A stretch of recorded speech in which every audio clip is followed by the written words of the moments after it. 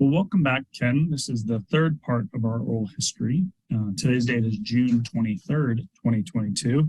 And we talked before about some examples. We talked about street mediation. We talked about table-oriented mediation processes. And today, I want to focus on your more typical cases.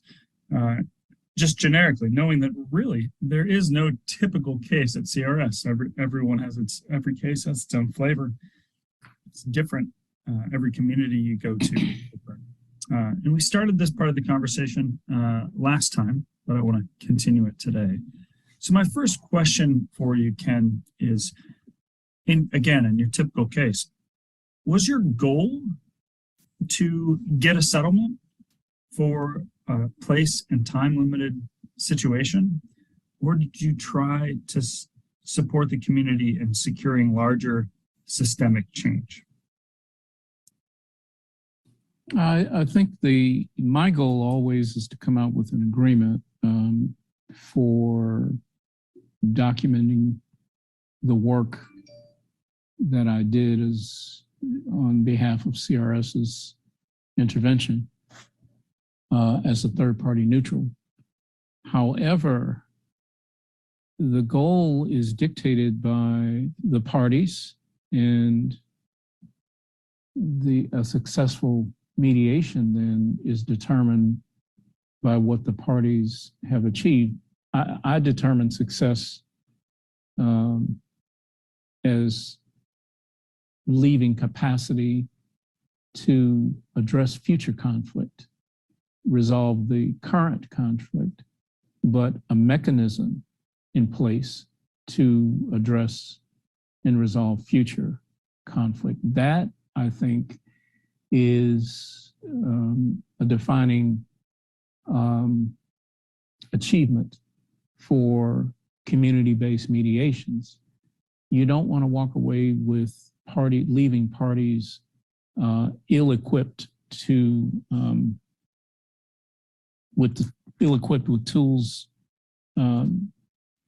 not to solve problems. So you want to have some kind of advisory boards or commissions or councils or something that you've left in place after it's over with as evidence that you've been there, but also that they have the capacity to voice their concerns. Oftentimes what brings you there is a lack of communication. So the capacity instrument has to be something that sustains ongoing dialogues and communications. Mm-hmm. And is that how you would measure success of your intervention as well, whether they would have sustained ongoing dialogue, or would you use other measurements to measure your success? With respect to what I said previously, absolutely. Capacity is key, but anything that quells violence, anything that brings people together and builds relationships, the relationships come from interest-based negotiations as opposed to positional differences. So getting people to move away from their positions towards interest, resolving interest and working together to come up with solutions is another way to, was that achieved? If that was achieved, then, that is success in a mediation, even if it's not a signed agreement. If you've got people talking when you walk away where they were hating each other and about to fight, you've achieved a monumental success. And I try not to take credit for those things because the work that's done are the people in the community that, whether the hierarchy or the low man on the totem pole in the community at the table, who has had his voice heard, being able to get them to talk is a true measure of success.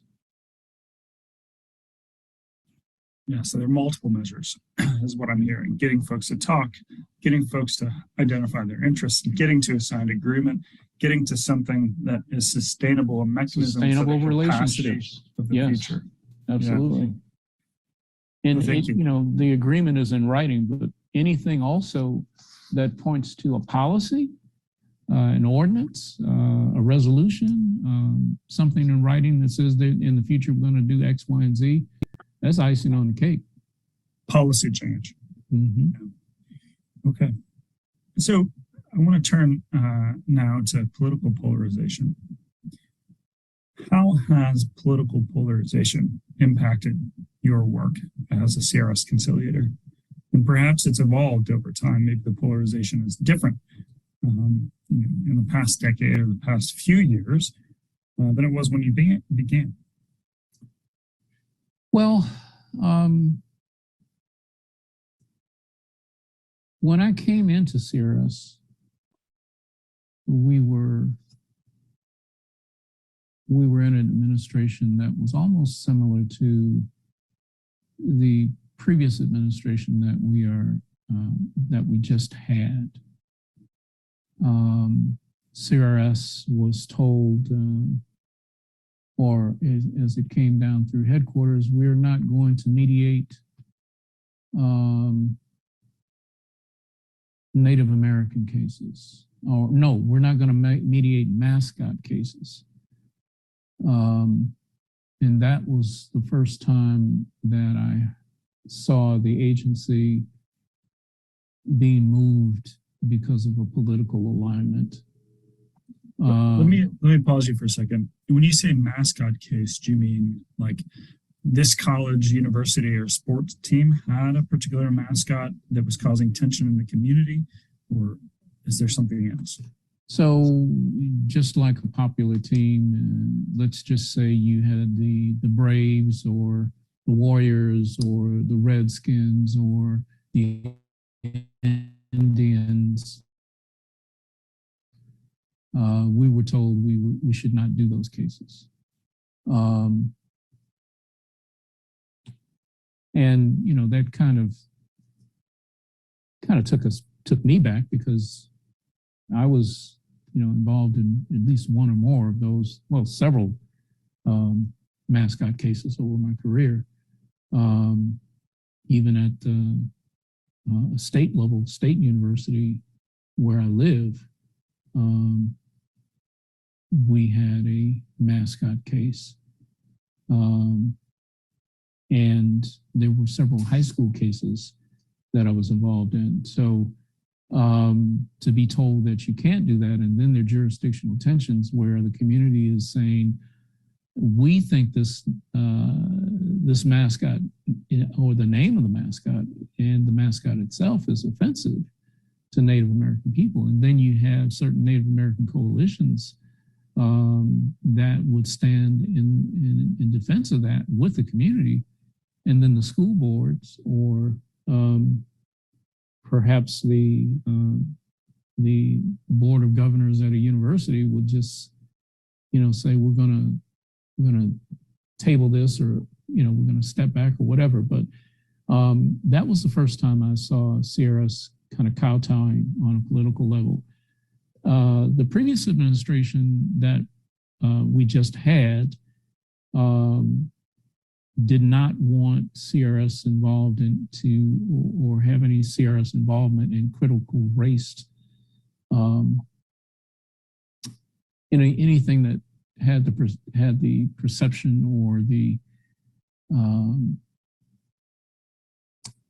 anything that had the perception of it being critical race theory, or whether it was doing some sort of diversity or cultural competency, or that type of work. And so even you could not take a, you know, you usually have an opportunity to get some training once a year, or maybe a couple of times a year, based on your budget, to take certain courses that would give you some professional enrichment. But we were denied taking critical race theory or courses that had anything with critical race theory or the perception that it involved that in it. And So- how did you balance that with your charge in the 1964 Civil Rights Act? Well, I guess the hard part, Bill, is knowing that you are a conciliator and you're not making the decisions, and that you cannot, work against the grain. I mean, you can't go against what they are asking you not to do. I know I had a course that I was about to take, and then I was later determined in the application process that it was denied because it looked like critical race theory, but it really was a course on cultural competency. So I don't know how critical race and cultural competency are the same things.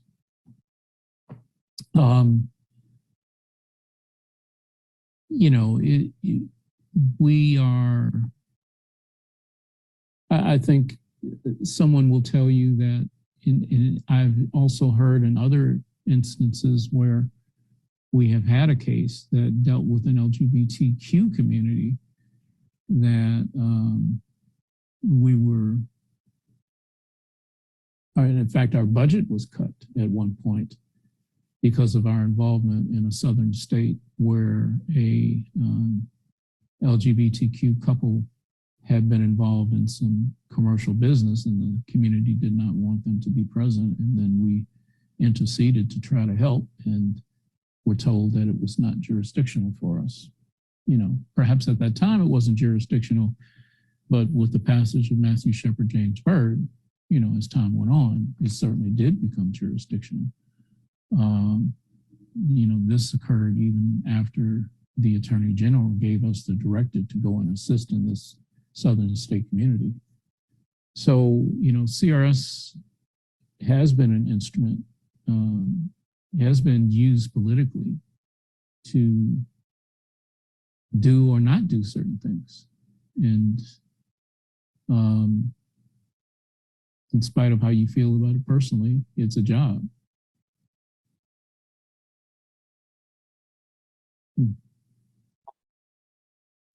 So I hear that in transitions between administrations, when the national political landscape shifts, there are some changes to the work that a conciliator might do based on the directives from above. Mm-hmm. Are there any other shifts that you noticed between administrations? You were there from Clinton to Bush, Bush to Obama, Obama to Trump. So there were a lot of transitions. Are there any others that you noticed? Well, there appears to be, from the administration, and you working through the Attorney General and their connection to the leaders of the country, an interest to address hate crime, religious hate crime. Back following 9/11, when I first started, there was an effort to make sure that we were working to address and provide Muslim hate crime, respond to that, or respond to trying to promote Muslim cultural awareness. And then Sikh cultural awareness kind of followed that. And so in responding to hate crime in those communities, and it ultimately resulted in us moving towards developing a program called Protecting Houses of Worship. And I think that was successful in allowing communities that had experienced hate crime to talk about and hear what a hate crime is, hear the U.S. Attorney, hear law enforcement talk about how to respond to hate crime, and even CRS got involved in some of those programs and told them what the definition of a hate crime was and how to prevent its occurrence, and active shooter training and those kind of things, especially for houses of worship that had been, whether they were victimized by graffiti or they had actually experienced a level of hate.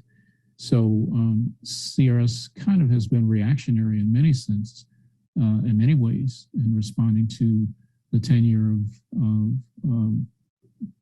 whether it be violence or political sentiment at the time in the country. You know, right now we're experiencing various degrees of hate in the country, and we are still responding to them, particularly in houses of worship, where cultural misunderstandings occur, and even racial. CRS has been around, and I think at our inception, our response was to address racial tensions, violence, and disorder. We're still dealing with racial tensions, and it's amazing that they've not quelled in any way. They still continue to go on and are exacerbated by some level of political sentiment, whether it be driven by the political powers that are in office, or Christian nationals, or any types of hate groups. It's still driving an increasing tension in this community, in our country. And CRS then has its hands full with fewer conciliators to address all that continues to go on. And here, that the hate crimes or the hate and the bias incidents are still outside of the law enforcement issues, where there is a perception of bias and a division that occurs after shootings or use of force incidents. And, there are marches and protests like George Floyd and Jacob Blake, those types of things. So it's a very, it's a very tenuous time in our nation, and especially to be in a position where you're trying to resolve conflict and you're constrained by lack of resources. It's hard. It's hard for CRS as an agency right now. And COVID, my God. Yeah. Let's talk about COVID in a little bit, but I appreciate you sharing all these constraints. I find it interesting that CRS worked on religious issues connected to religion, particularly with the Muslim and Sikh community, and issues connected to hate before the Matthew Shepard and James Byrd Act was passed. Because, as I read the original mandate, it doesn't connect to religious tension. And so, can you tell me more about how, under the mandate of Title 10 of the 1964 Civil Rights Act, you were able to engage in issues connected to religious tension, issues connected to hate? Well, this is primarily after 9/11. Well, the passage of the Matthew Shepard, James Byrd Hate Crime Act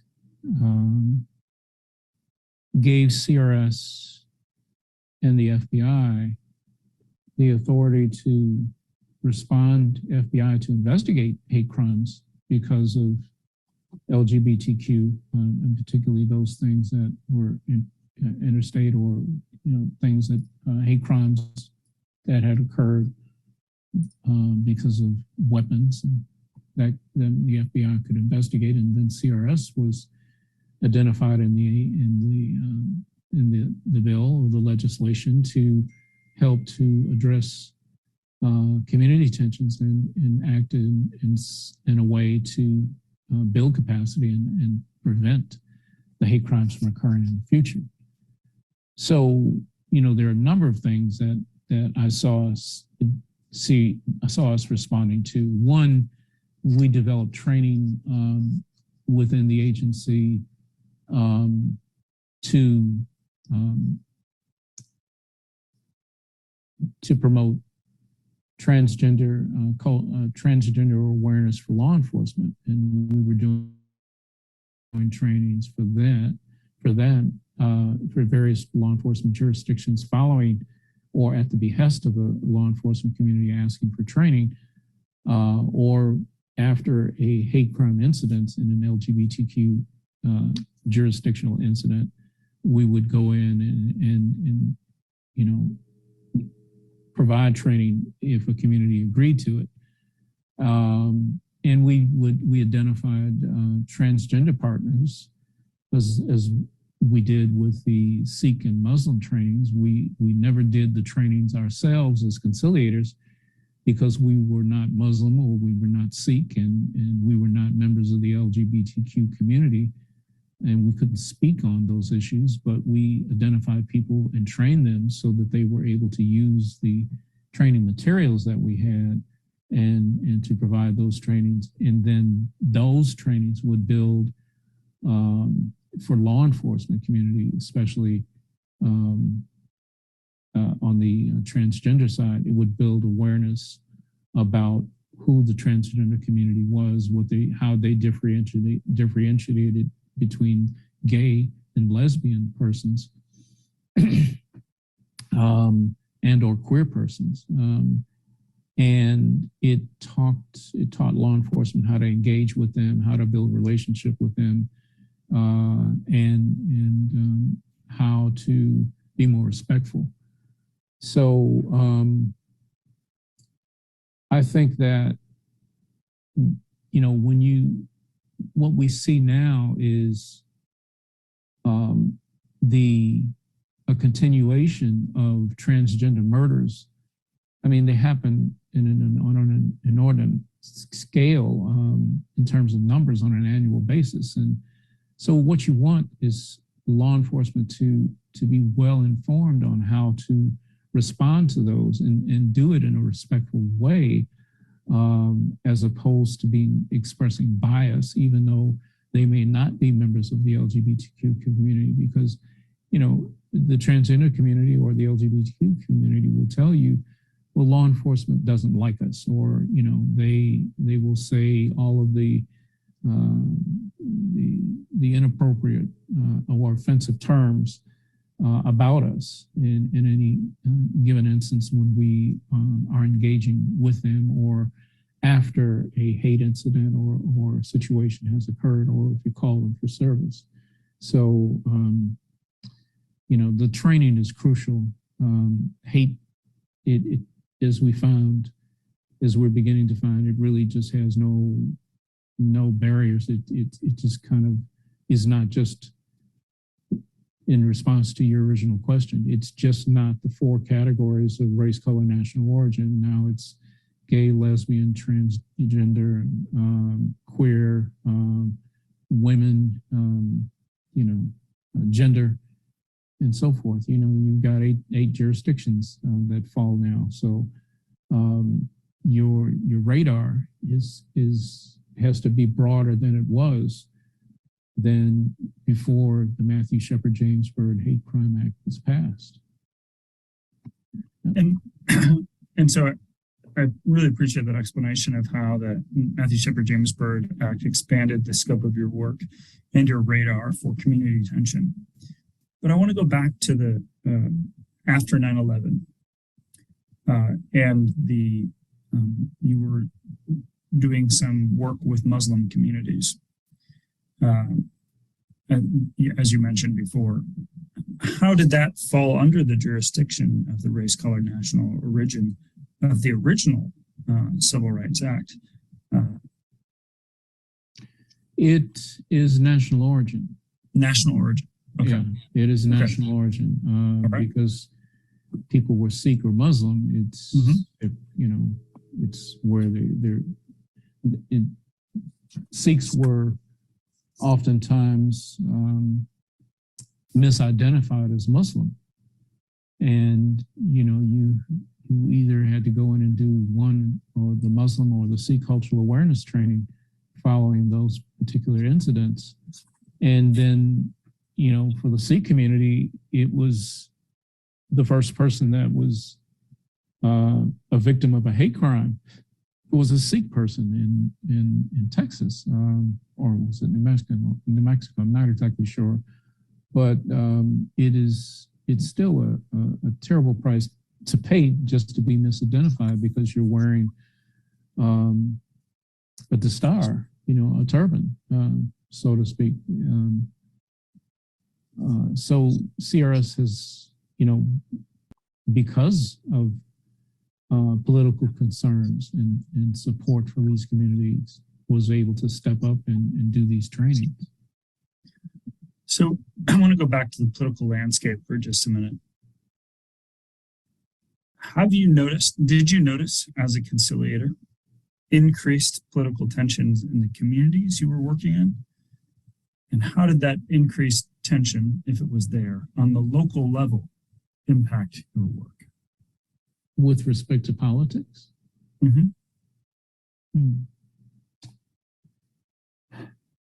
I think I didn't really notice any rejection of our work or communities not accepting our work because of political reasons. Maybe not until we got until the last, until we started to see a lot of the protest following Mike Brown and,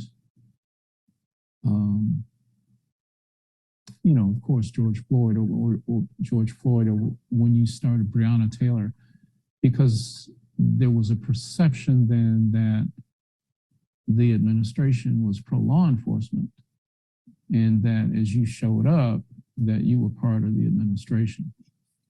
And then there was they would look at you with a jaundiced eye and, can we really trust you? Are you here because of the DOJ, and we know who's really running the DOJ, and so no, we don't want to accept your services. So, as of late, based on the previous administration, there had been some apprehension in communities of color to accept our services.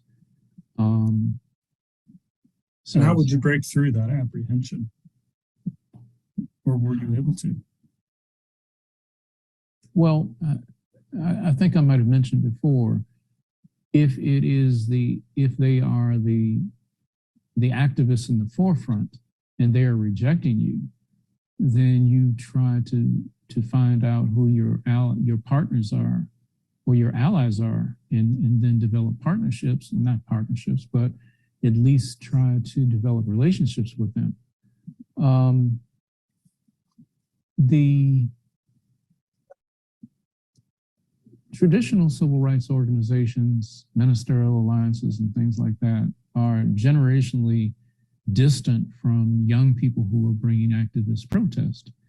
So they're more,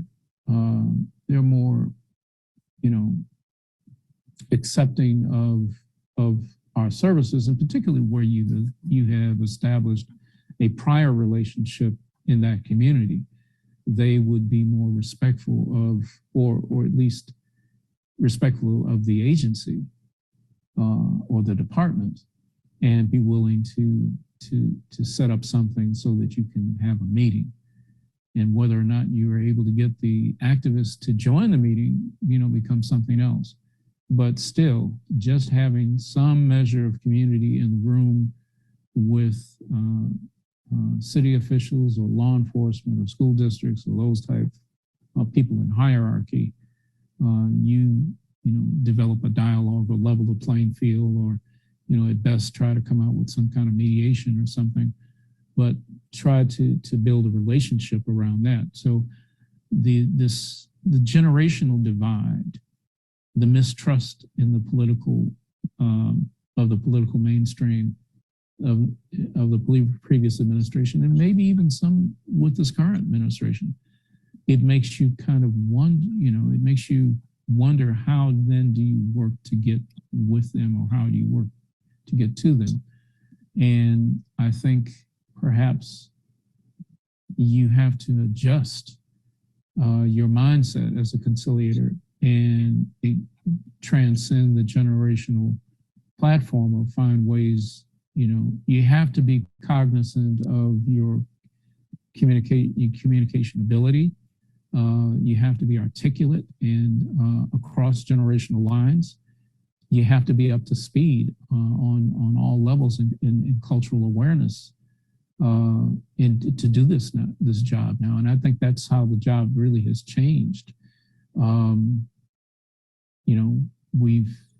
There are things we don't do, not just talking to the press, but there's certain trainings that CRS isn't doing anymore.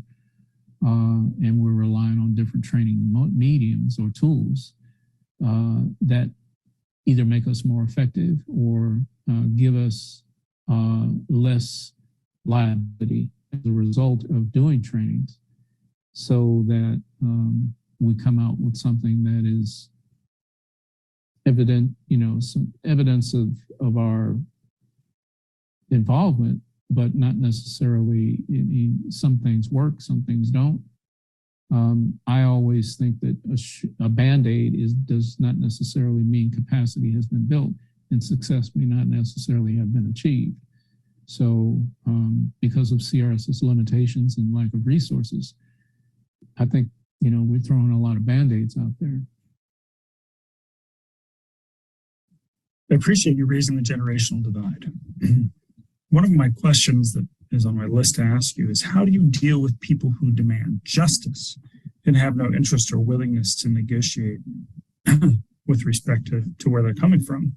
And it seems that you've just provided that illustration of the younger generation of new activists who demand justice. They're often more reluctant or hesitant to meet with you. Whereas the older generation, where you might have more relationships, they might understand what CRS does and the work that CRS does, might be more willing to engage. I'm wondering, are there any other methods or ideas that you have for breaking down this generational divide, or for working with those who demand justice and refuse to meet with you? If I gave an explanation about a Black Lives Matter protest march where we were asked to monitor or coordinate the march with law enforcement. And that particular group, rather than follow the script and go to the place where the shooting had occurred, they decided to occupy the expressway. Well, CRS, they used CRS. They used CRS and law enforcement to ploy their objective to occupy the expressway so that they could get their voice heard on how they felt about the shooting of this Black male. And as a result, it was disingenuous on their behalf.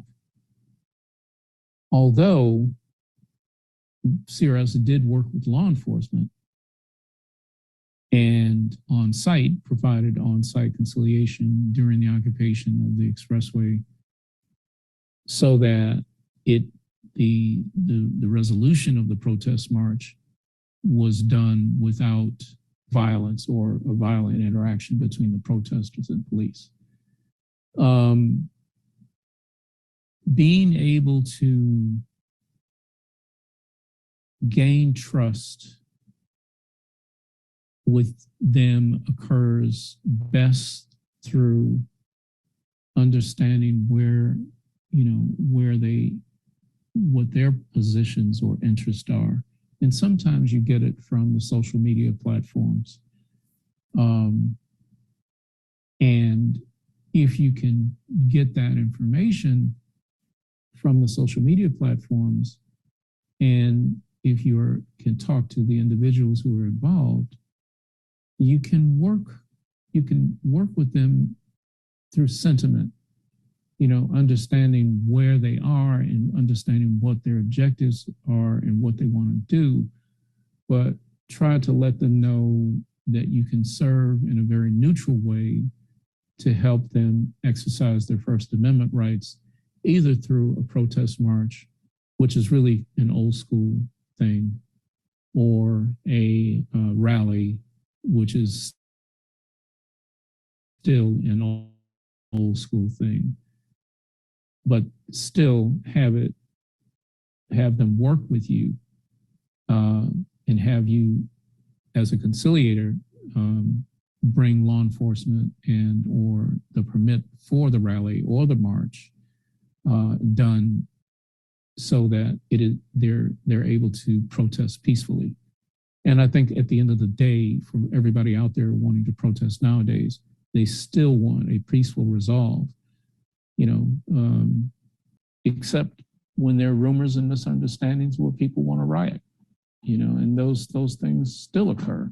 So you mentioned rumors earlier in our last conversation, but you just raised it again, and that brings me to another question on my list. Specifically, how did you deal with rumors, with fake news and sources of misinformation, particularly in this media-rich environment with social media, the internet, etc.?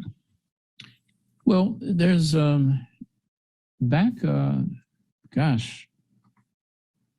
maybe early 2000s, I was introduced to a concept of rumor control.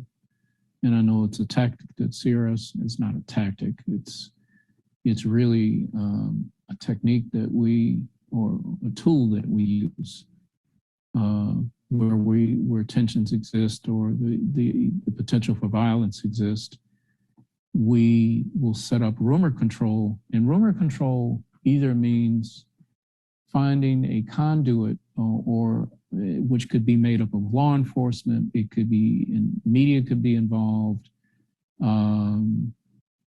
Government could be involved, but anything that dispels rumor or is proactive to prevent rumors from occurring. So the more transparent a community is with respect to how developments are in the community, what's the process of the investigation, or what are police doing in the community, or is there a community meeting going to be held, or what the mayor is, what will the mayor be doing, or what are ministers doing? And the more proactive you can be in getting out a positive message, the more effective you are in dispelling rumors and being able to counter any information that, like the example I gave where the community thought that the police car ran into the back of the gang leader's bike and it was a white officer. Well, the community that we had the city quickly say, it was not a white officer, it was a black officer. And it was, the car was never involved in hitting his bike. He lost control at an intersection and ran into the abutment of the church. So rumor control is proactive messaging, clarifying messaging that dispels rumors. And it is done through media channels, with the cooperation of media channels or press announcements or PSAs, so that the truth is heard. Yep, and things don't get out of hand based on mistruths or misunderstandings.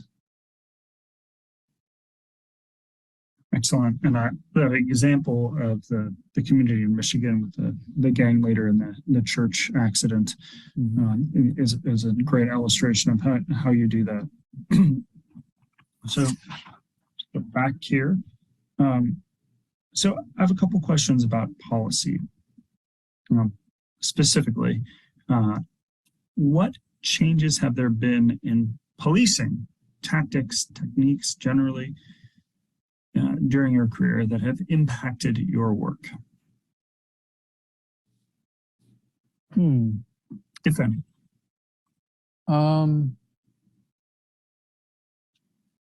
my first mediation agreement back in 2000 in Michigan was between a civil rights organization and a police department. And it resulted in the willingness of a police department or a chief to form a police advisory commission. And for the last 20 years, I have seen a willingness in law enforcement to be willing to sit down and form advisory commissions. Cities being willing to form human relations commissions to deal with racism and racial tensions. School boards wanting to form advisory commissions as well to improve race relations in the community and to recruit teachers of color. Same with law enforcement in terms of recruitment. So I've seen that as a tool. CRS has also had different techniques that it's used where it will do a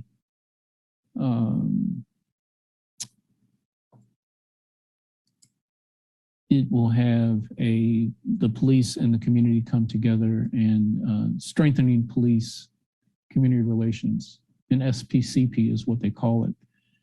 And it is really a community dialogue where the community and the police department come together, and it's almost a spirit for the community and law enforcement to talk about ways to improve policing. The spirit format is short of a mediation in that, the parties are not necessarily engaged around a table, but now you will take different entities in the community, school districts, social service agencies, civil rights agencies, law enforcement agencies, and sit them around the table for, maybe 2 days and have them talk about ways to improve community policing and build trust.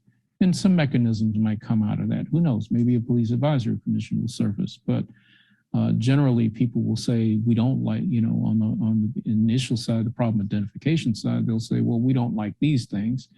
And then on the resolution side, they'll come back and say, we agree that we want these things, and everybody votes on what they agree to. And the police chief will come forward at the end of it and talk about what he's willing to address or what he's capable of fiscally implementing. Facilitating race dialogues are a new tool that CRS is using to get people to come together and talk about race. And CRS facilitators will go out and facilitate a race dialogue in a community. So sometimes you will find along the way of trying to do this conciliation work that policies will come forward, a resolution will be written, a city council ordinance will surface. And I think CRS, during my tenure, I saw more of that occurring than I heard occurring prior to the year 2000. I came in 1999, but from the 2000s all the way up until, when I left in 2020, I saw that CRS, more of what I'm telling you now in terms of conciliatory agreements or policies occurred. And I think perhaps that might be a strength for the agency going forward, if they're able to continue doing what they're doing, and if they can get communities to listen and to have a willingness to work with CRS. I think that CRS has a challenge of trying to be perceived as legitimate and effective in its work. Contingency planning work in advance of a a popular verdict announcement, like, that followed George Floyd, so that you now have a plan in place to prevent the escalation of violence, are good tools and techniques. And so we've done some of that work, mass demonstration guidance, how to respond to tensions following a shooting. CRS does give guidance on those levels. So the techniques and the tools have improved that enable the creation of ordinances, resolutions, and policies, commissions, and councils being created. I think that's how CRS has become more effective in the 2000s going forward. So all this is really fascinating to me. I appreciate you raising the SPCP, the spirit activities that CRS does. I would love, if you can, expand for a moment about how CRS helps communities think proactively about how is the community preparing for this verdict? How is the community preparing for X? Can you walk me through some of that proactive work? Well, generally, your work is coordinated through your U.S. attorney or maybe your FBI, and you're letting them know that, imminently there is a trial coming forward in response to the verdict of a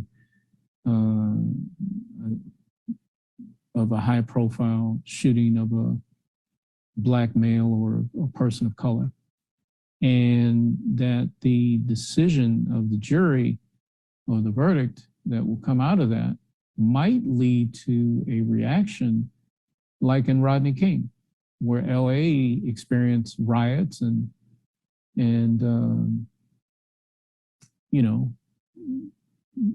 even Ferguson, for example, those kind of things. You want the city to be prepared on how to respond to minimize the loss of life or even the preservation of property or values in that community. And so having a contingency plan is about having the city officials be prepared to make statements following the verdict, having law enforcement officials work with community officials to call for violence after the verdict, or call for peace after the verdict, please, not violence, call for peace after the verdict, and to even perhaps allow for grievances to be heard, or having the community to have listening sessions so that they are able to unpack their feelings following the verdict, pro or positive or negative. And those things work to reduce tension. It's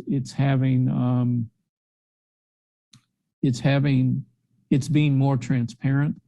It's allowing community leaders to have an active role in calling for peace in a community and working with law enforcement, or having the community do it themselves, or having a meeting at a church or a school following the verdict, or an early release of students so that they will not be impacted by the verdict, or just being able to go home rather than be on the street, or have a pre-assembly with students so that they can talk about the verdict rather than act on the verdict out in the street, or be a conduit. So, it's high school students and colleges and universities that are involved there. So the contingency planning is an effective tool that helps communities to prepare for, any kind of eventuality that comes out of a high profile verdict court decision. I appreciate you sharing some of the details about that. I want to go back to the question I asked you about the justice system and ask you a more targeted version of it. Specifically, have changes in policing impacted your work? Meaning, more communities are following a community policing model, presumably now than they were 2 decades ago. That's an assumption I'm making. The Obama administration had its model for 21st century policing. And 5 pillars that have developed, right? Have changes in policing based on the 21st century policing model, or more communities taking a community policing approach, have they impacted your work, or have you not seen much impact because of those initiatives? As you were speaking, my thoughts went to the departments who have had training on 21st century policing, the cultural competency training, the implicit bias trainings, the crisis intervention trainings, the de-escalation trainings. So departments overall have been more proactive into educating their officers on how to respond or how not to respond negatively, or to be, liable in a situation that could lead to something that would offend protesters or to act out in negative ways. So I've seen departments make those adjustments. Now we're dealing with, people talking about defunding the police, and it's not really defunding the police, but there's an effort to follow perhaps the Eugene, Oregon cahoots model, where you now have a crisis response team made up of a social service worker, a mental health worker, or someone in the medical field respond to a situation involving someone who is experiencing an episode. But it does not, it could be an episode that appears to rise to a misdemeanor level, but it is because of the mental state or maybe the drugs or whatever that a person might be having. It doesn't stand to the level of a criminal act. So I see a lot of departments moving in the direction of adopting in their crisis intervention models what looks like the Eugene, Oregon cahoots model. And some departments are training their own people to do it. And other departments are trying to use outside agency. In those instances, it gets down to funding. If you're going to use somebody from the outside to help, do this work with you, they're going to be they're looking to get paid. And so some departments then are more, they want to stick to having their own officers do this training, but, and so they're training them on crisis intervention techniques. I think there has to be a reckoning all the way around to address these issues, and training all the way around on the mental health, social service, law enforcement. I think they all have to come together. I think it is in communities where poverty exists and there's a lack of medical or how should I say it, health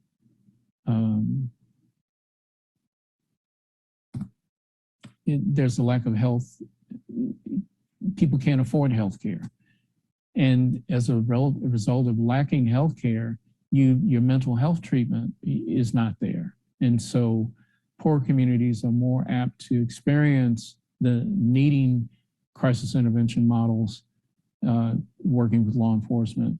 And of course, what that does is it prevents a shooting perhaps from occurring because a person or a young kid with, I've seen several times with autism, grab a butter knife and a law enforcement officer shoots him because the parents have called because the young man doesn't want to go to school that day, and sees the law enforcement officer and gets a butter knife and, pretends that he's going to cut the officer, but it's a butter knife, and now the kid is dead and the community is upset. But to prevent those things from occurring and tension breeding and potential protest from occurring from situations like that, I see the crisis intervention models being needed more across the country. And, some people are not doing that for political reasons. You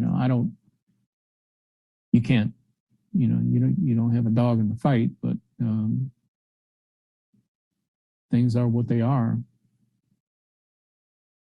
Have you arrived at mediated agreements that have built in some of these models that you've just been discussing to the community's vision of the future?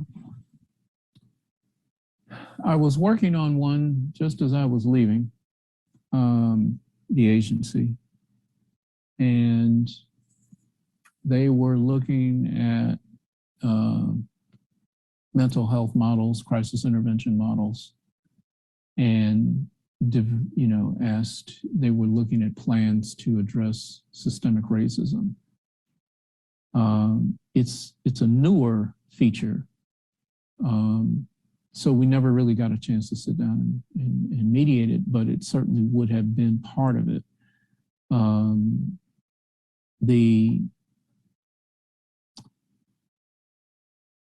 The models that are out there now require some study, some research. There are probably maybe 5 or 6 municipalities or jurisdictions that are doing some things right, or have some good models to follow.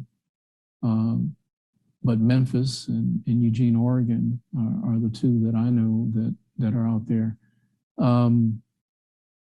Other mechanisms that I have seen really kind of might include getting youth involved, or the community involved in outreach to prevent the escalation of youth gang violence. That's another mechanism. But in terms of being a part of an agreement, that really I didn't get there. Got close to having the cahoots model in one of the last jurisdictions, and it was a dialogue in the community, not a mediation.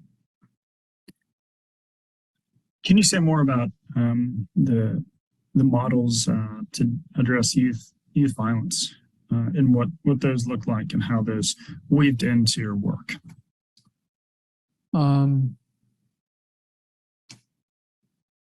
So it's kind of violence interrupters that comes to mind. That's a local group here where I live, and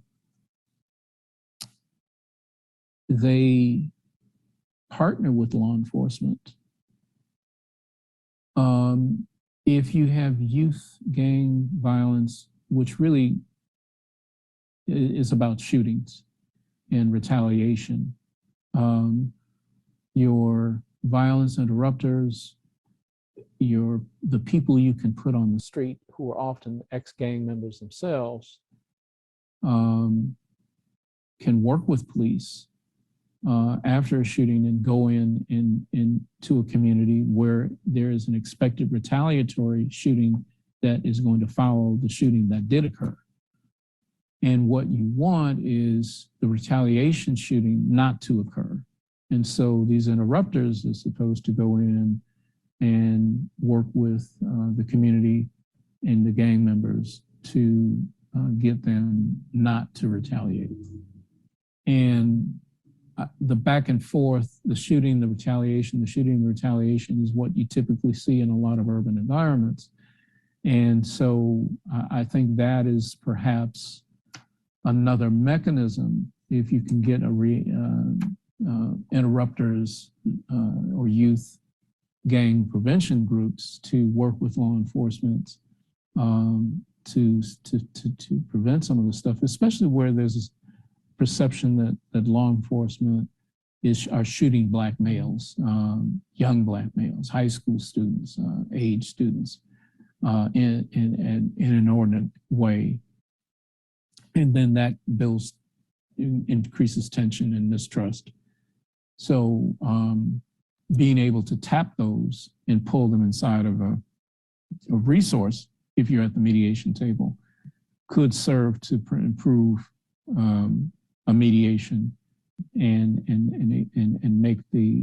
improve the capacity of a mediation surrounding those types of issues, where law enforcement community would be involved.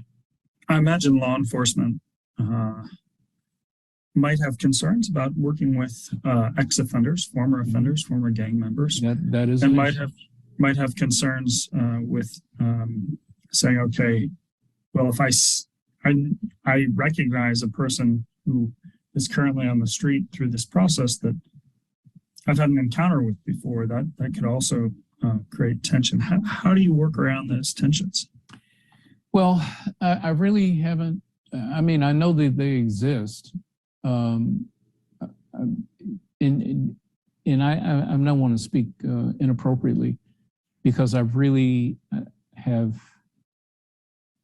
had an opportunity to work with a group in Wisconsin before I left that did that kind of work.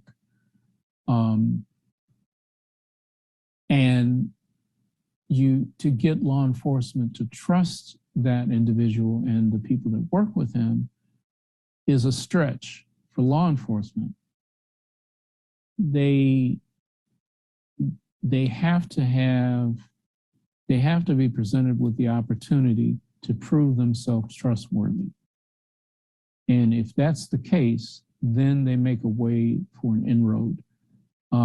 Those agencies those interrupters that probably are funded, receive money, are less likely to mess up their, revenue stream, and have people working for them that are going to discredit, their mandate. So I think their work is needed.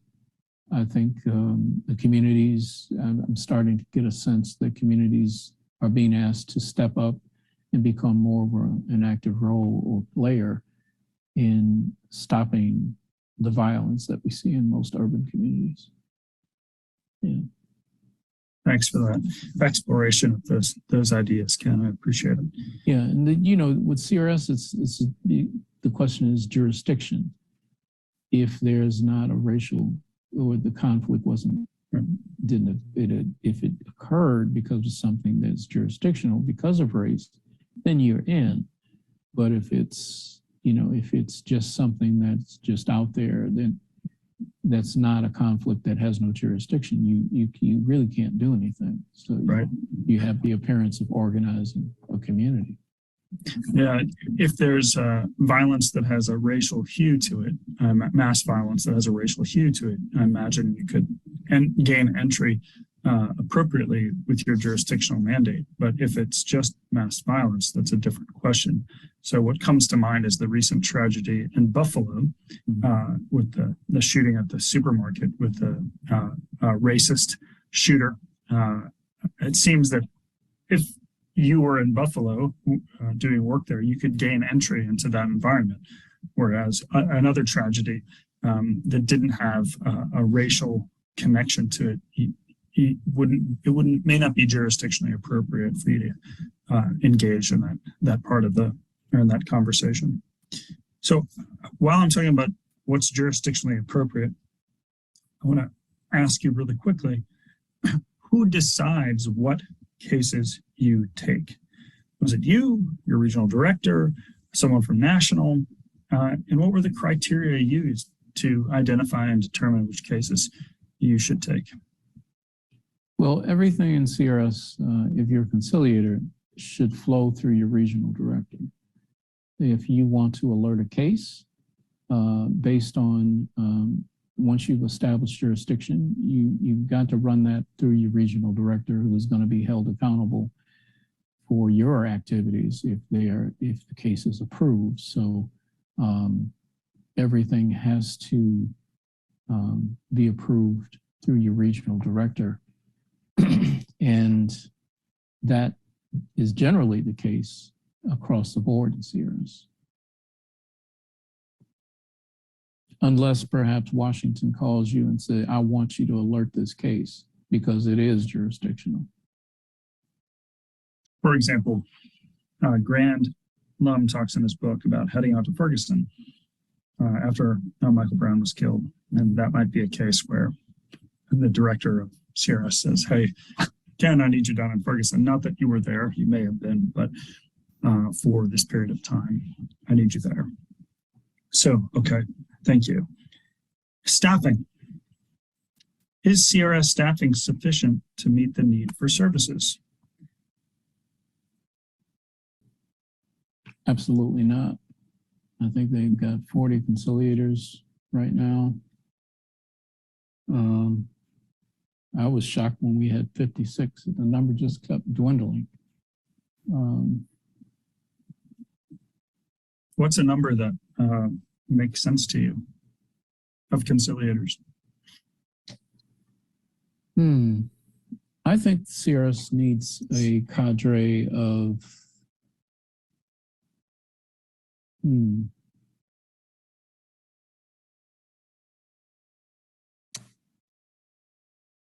if I said 10 per region, or 8 to 10 per region, I think that would be minimal. So we're talking 80 to 100 people. Yeah. At a minimum. Okay. And given your staffing was light, and it is even lighter now in 2022, and we talked a little bit about this before, but were there any agencies that you partnered with consistently to engage in your work? Absolutely. Absolutely. There were, the FBI was a go-to partner for me a lot of the time, particularly when a hate crime occurred, or where I had to do protected houses of worship, or some sort of dialogue, or even if it was a mediation where the FBI could have been helpful with information, it would go to the U.S. attorney, sometimes open the door for us, and even might have suggested some community partners that they were trusting of.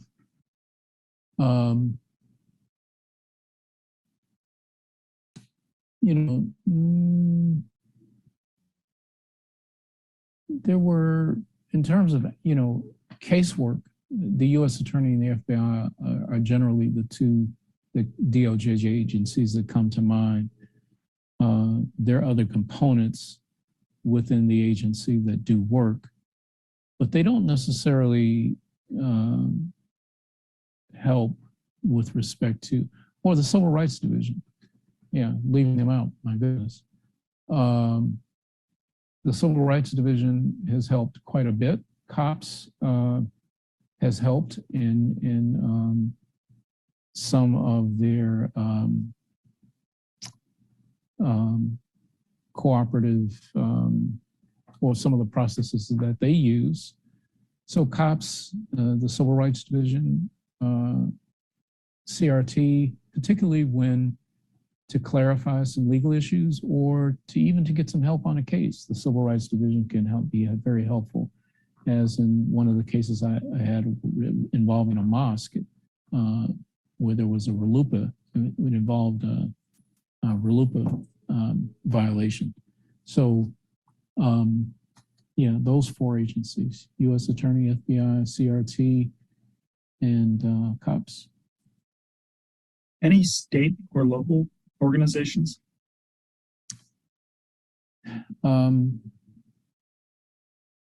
Well, state governments, local governments, law enforcement are usually going to open the door for you because you're DOJ following a jurisdictional incident.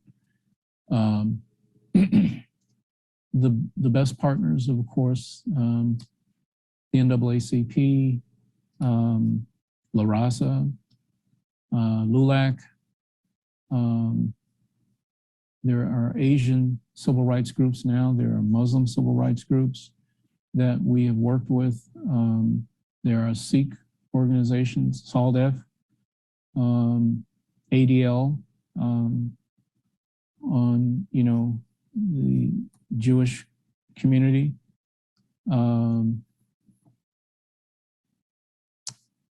The American Jewish Federation.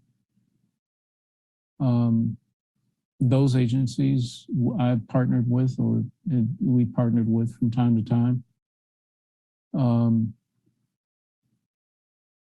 And then there are, of course, some of the activist groups like Black Lives Matter that we've had relationships with. I do like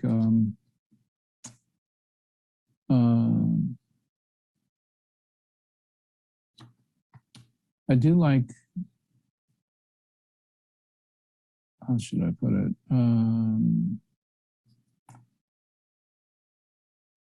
Some of the LGBT groups, like,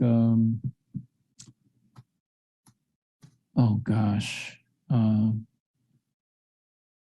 there's a National Transgender Organization, there's PFLAG.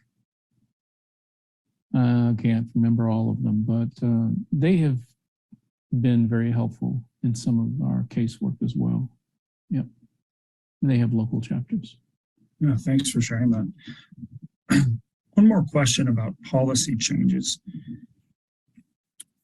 Have you noticed any changes to the education system as a whole, or changes on a local level, that impacted your work during your time as a conciliator? Well, we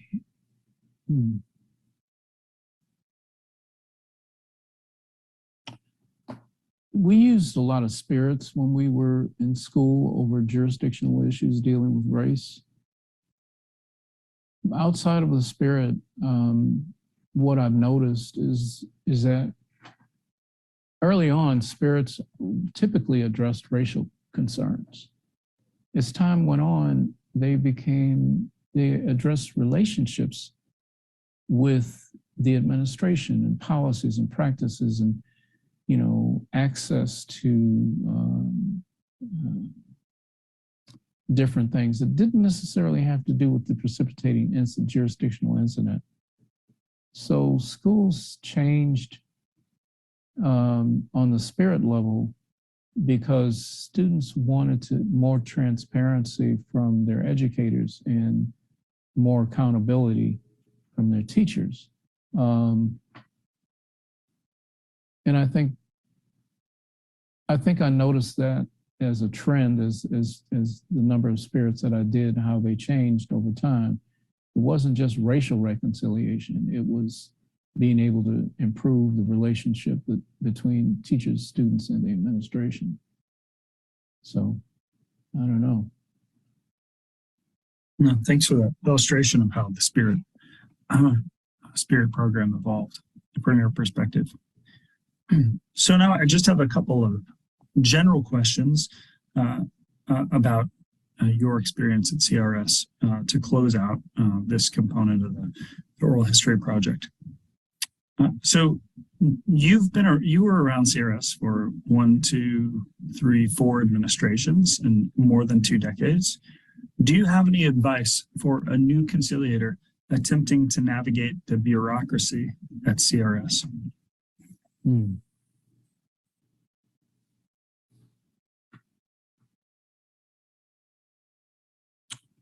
I guess the first thing I would probably say is CRS isn't a job. It's a career. It's a career based on a very serious mandate, the Civil Rights Act. Matthew Shepard, James Byrd, you're upholding, that work. You are the new Martin Luther King. You're neutral, but you're upholding that act. You're upholding that legislation. You are preventing hate crimes. You're improving cultural awareness across communities. You are bringing peace where there has been disharmony and violence. You are a peacemaker more than anything else. So in many instances, the work is not about you. The work is about what you bring to the community in need of solace at the time of its greatest need. You are sworn to defend the Constitution, but you're also serving the country in its greatest hour of need. And it just goes on and on and on, and you continue to stand on the shoulders of giants.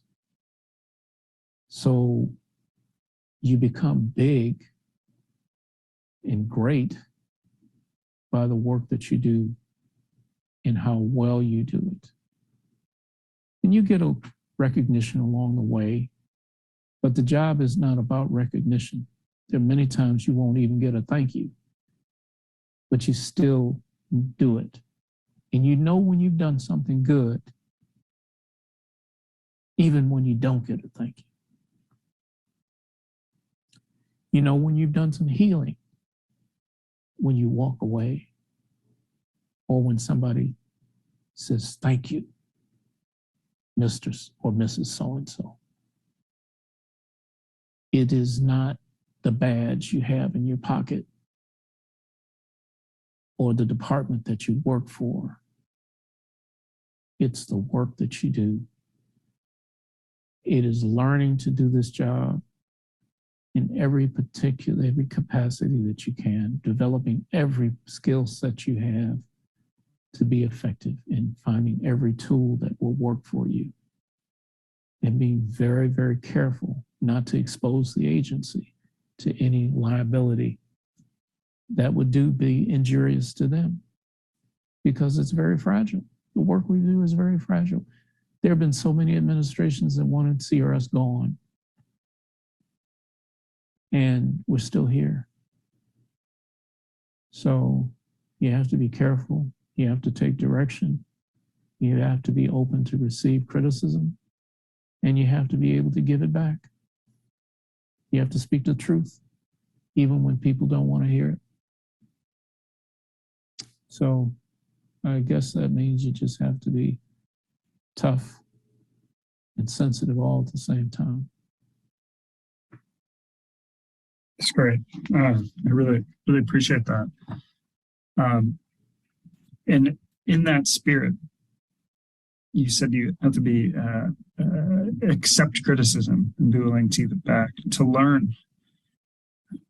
You have mentioned throughout this conversation folks that you have learned from, like Jesse Taylor, the regional director in Region 5. You've mentioned the person you observed do this or worked with in the Virgin Islands when you were on loan from a prior position. Who did you learn from in order to excel as a conciliator at CRS? Well, in CRS, we're supposed to be learning from each other always in terms of how a case was done and you know, what were the outcomes of the case? How was it successful? What did you do to make it successful? You know, as a conciliator, we should all pay attention to the techniques that were used to add to our toolkit. The reason that Jesse was so influential with me was that he was coach. He was a coach. He was a consummate coach. And I had to learn that I couldn't be so full of myself that I couldn't sit down and listen to him. But being able to coach in an unbiased manner made me aware that some of the things that he was teaching me were techniques to make me successful in my casework. So CRS is challenged with developing conciliators and regional directors, many of them who don't have field experience, but coaching still becomes a very, very important tool for any new conciliator coming on. You have to be able to listen to some of the older conciliators, and you have to be able to be coachable so that you can be successful. And of course, you know, if you've gone to law school and you got a triple master's degree or whatever, you know everything. But the question is do you know how to interact with people who are calling you all kind of names, don't trust you, think that you are working for the government and you are not there for them? And, you know, do you really, really know how to talk across cultures and across tensions to quell violence? They don't necessarily teach you that in law school, and they don't teach you that in your master's program. So you have to listen to your coaches to find how to do entry, even when it's most difficult. If you can do that, you'll be successful because one experience builds on another. You can get your feelings hurt by people who don't trust you. There will be people who even want to put their hands on you. And you just have to be careful. So I would simply say be positive, have a positive attitude, try to learn as much as you can. And this is a job about giving. There are not very many takers in CRS. It's not a 9-to-5 paycheck job. You work 24/7. Your phone is on. The CRS phone that they give you is supposed to be on 24/7, or you're supposed to be on call. And so you become a government servant and not, yeah. I think that's all I got to say on that one. Can you share, this is great. Do you have any concrete coaching lessons from Jesse Taylor you'd be open to sharing?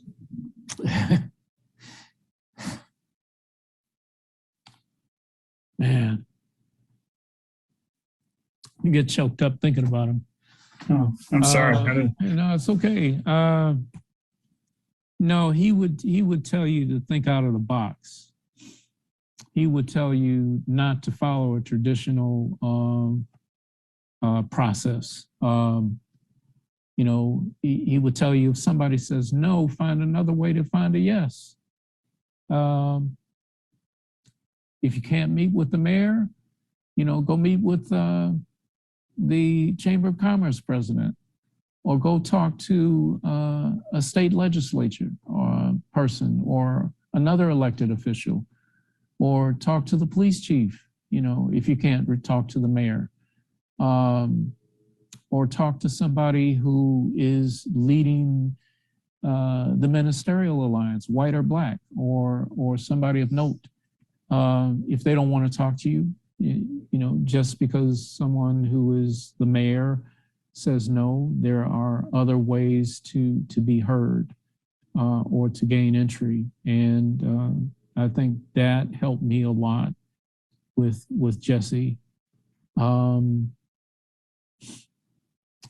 Sometimes you don't, you want to be transparent about your work, but there's some people that don't want to mediate in the beginning. They don't want to sit down and talk to the other side immediately.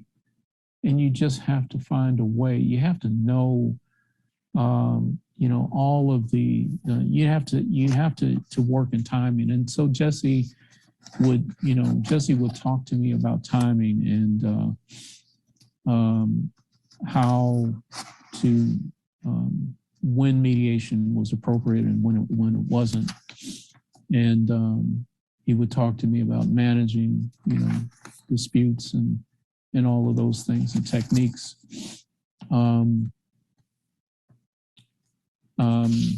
I think the thing that helped me a lot were when I'm just trying to find a document where he might have been very helpful with me.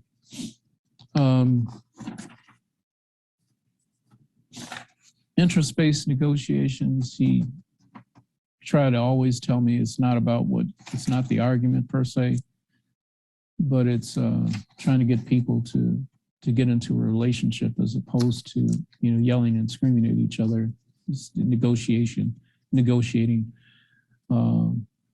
issues into interest is something that he wants to talk about. So, but it is some of the things that he talked about are triggers that were when miscommunication, the potential for violence, neither party is serious about talking to each other, whether or not legal procedures are in place or not, whether or not if there are no substantive issues, only one person is willing to talk or to be a part of the negotiations, or people who have no credibility or standing, and that's huge. You can't have them at the table, or criminal act is involved. Knowing all of those pieces were things that he would sit me down and talk about as I analyzed parties. That was kind of a measuring stick. Do you have all of these things in place? And then there's some instances where you have to talk about, or you have to think about how long, how divided people are and how long is it going to take for you to bring them together. Sometimes the mediation is just, the issues are just so deep. You can only break off one or two at a time because it'll take you years to sit down and try to, help heal the community. Some things you can do very quickly, and there are things that will take, 5 years. You don't want that. The longest time I've stuck to a mediation was about 2 years. So, yeah. Jesse Taylor sounds like an inspiring leader. And I'm glad you had the experience. I take it he's no longer with us. Is that right? No, he's with us. But he just meant a lot to me. Yeah. Wow. And also, I can tell you that he always had a smile on his face. That is so disarming to walk in a room where people are snarling and yelling and screaming at each other, and you're the only person laughing and smiling. It is so disarming, and it just lowers the tension in the room. It just takes the air out of the balloon. And so bring some positive smiles and attitudes, and a cackle if you can, or crack a joke. I love that. I love that advice, and I so appreciate it. And I'm sure you're picturing him walking into a room and doing just that right now. Yeah. Oh man. Well, just a few more questions. Are there any sources or are there any materials you would advise a new conciliator to read or review, or TED Talks, podcasts to get into this material or get into this work? Well, I'm not saying this because of Grand, but basically you got to read Getting to a Yes. You got to know the difference between, you got to know about, moving issues into interest and being, how to negotiate to do interest-based mediation. That'll be successful, not just in mediation, but in basic conciliation. Being able to ask people, what is it that you really want to happen? That's an excellent question. If you can, it's not about how they feel, but if you can get them off in a corner or something, just say, what do you think will fix this? If you can get either side to start saying that, and if you've done it in your pre-mediation, then you've really gone somewhere. So you get all of that out of Getting to Yes. And then, CRS has a library of mediation books. Mediating Dangerously is one that I found some help with.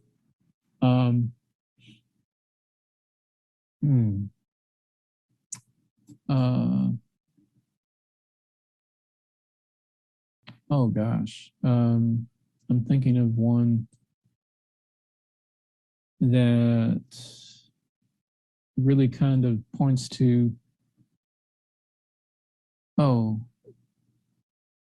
you are mediating, you're sitting in the fire, being able to sit in the fire and really kind of doing it by yourself. So sitting in the fire is a technique that it's a term that mediators understand to be, you are listening to both sides and they're throwing it at you, and that in essence you're tolerating all of the tensions. That's the fire. And to be able to balance that and come out with something is what you do. Yep. Do you have any written accounts of your work for a particular case, or that you've written for a publication about your work generally or specifically at CRS?